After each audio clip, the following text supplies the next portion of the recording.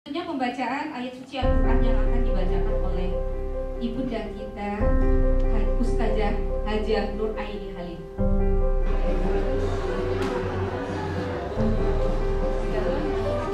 Mengucapkan dalam acara dialog tokoh yang akan mengangkat tema memburu Islam politik menghadang kebangkitan umat. Yang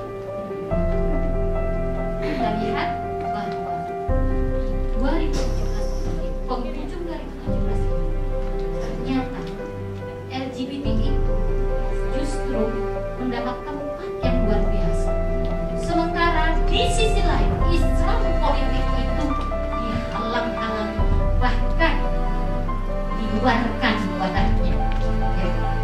Tetapi bisakah itu dibungkam? Dan kenapa? Dua, meracuni akidah umat. Islam modern itu menyebarkan sekularisasi pemikiran Islam. Umat Islam tidak punya jati diri sebagai seorang Islam sejati. Diajak untuk munafik. Itu Islam modern.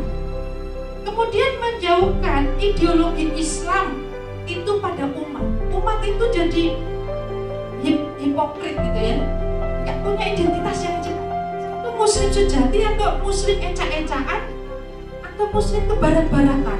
Setujukah teman-teman kalau syariat Islam berdiri di Indonesia? Kalau hukum Islam diberlakukan, rajam diberlakukan, hukum potong tangan diberlakukan, itu dulu.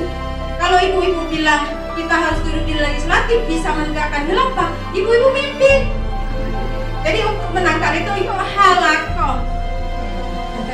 Framing negatif tentang umat Islam saat ini tidak terlepas dari rasa cuek dari umat muslim itu sendiri. Jadi melalui acara seperti ini kan kita bisa membangkitkan kesadaran dalam diri masing-masing umat Islam bahwa kita harus bersatu, tidak say no to asobiah. Merujuk kepada solusinya adalah memahami ayat-ayat Allah. Bagaimana kita untuk melawan upaya-upaya kriminalisasi terhadap ulama, penistaan terhadap ayat-ayat Allah, yaitu dengan sosialisasikan ayat-ayat Allah, hukum-hukum Allah. Karena umat Islam sendiri banyak yang terseret dalam yang tidak setuju bahwa penistaan ayat-ayat Allah itu dijadikan masalah besar. Ini karena umat Islam sendiri tidak paham pentingnya hukum Allah untuk diterapkan di muka bumi.